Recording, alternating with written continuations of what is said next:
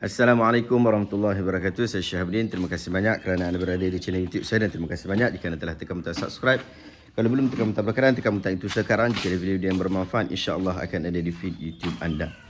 Sahabat-sahabat, baru-baru ni telah jadi isu berkaitan tentang Ustaz Nur Derus dan juga Ustaz Kopiah pada asalnya, berkaitan tentang isu hadis jariah. Sebahagian ataupun Ustaz Nur Derus ada pandangannya berkaitan tentang hadis jariah, demikian juga Ustaz Kopiah ada pandangannya tentang jariah. Tapi menariknya, seolah-olah satu kumpulan mewakili kumpulan yang lain. Seolah-olah ada kumpulan yang mewakili Salafiyah di sini, dan ada satu kumpulan yang mewakili Asy'ariyah ataupun ahli kalam lebih tepat di dalam bab ini. Menarik isu ni. Pada asalnya dia adalah perselisihan di antara isu Ustaz Kopiah dan juga Ustaz Nur Derus.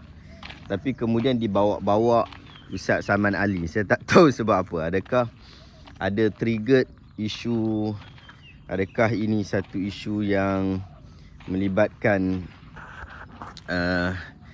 sentimen mewakili satu puak dan satu puak yang lain. Saya tidak pasti tentang hal berkenaan. Tetapi nampak seolah-olah macam ada wakil daripada kedua-dua belah pihak. Seolah-olah macam Ustaz Nur wakil kepada Asy'ariyah dan juga satu lagi wakil kepada Salafiyah Hanabilah. Saya kemudian hari ini dah jadi isu Ustaz Salman. Maksudnya Ustaz Salman juga telah bersetuju untuk berdialog dengan Ustaz Nur.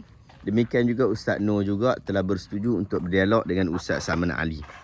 Jadi pada mulaannya telah direncanakan bahawa dialog akan berlaku pada 25 hari bulan ni secara live. Tetapi atas permintaan ramai maka ia dibuat secara berdepan lah.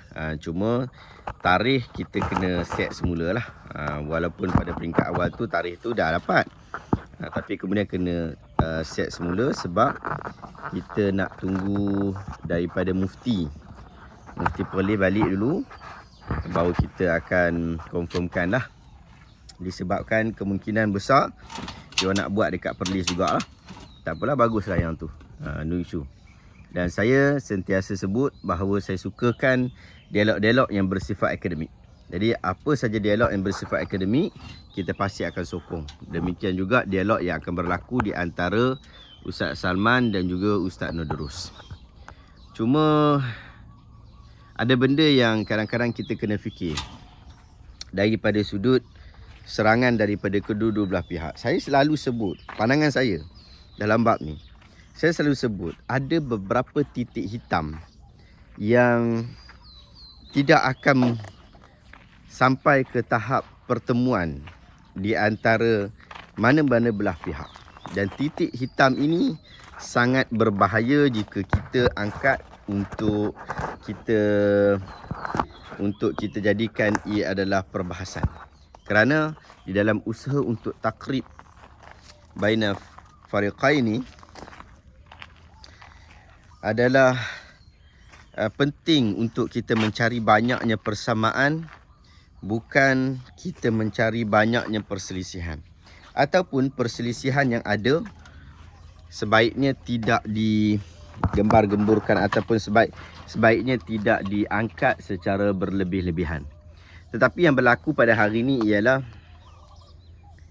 perselisihan-perselisihan itu telah diangkat, dan saya menganggap bahawa ia agak keterlaluan dan akan membawa lebih teruk lagi apabila tidak berhenti-henti kenyataan-kenyataan yang seolah-olah menyesatkan di antara satu sama lain. Bukan seolah-olah, tetapi di dalam beberapa kenyataan daripada kedua-dua belah pihak memang menyebutkan tentang kesesatan di antara satu sama lain.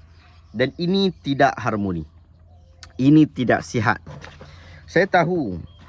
Saya memang tahu bahawa di dalam kedua-dua belah kelompok ada pandangan-pandangan yang menyesatkan di antara satu sama lain.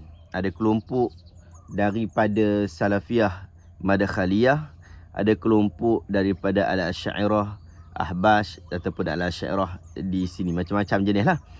Jadi kedua-dua kelompok ada yang menyesatkan di antara satu sama lain. Saya nak berbalik kepada apa yang kita patut ada, iaitu perselisihan berkaitan tentang isu ni adalah perselisihan yang terlalu panjang. Ia telah mula daripada dulu sampai ke hari ini.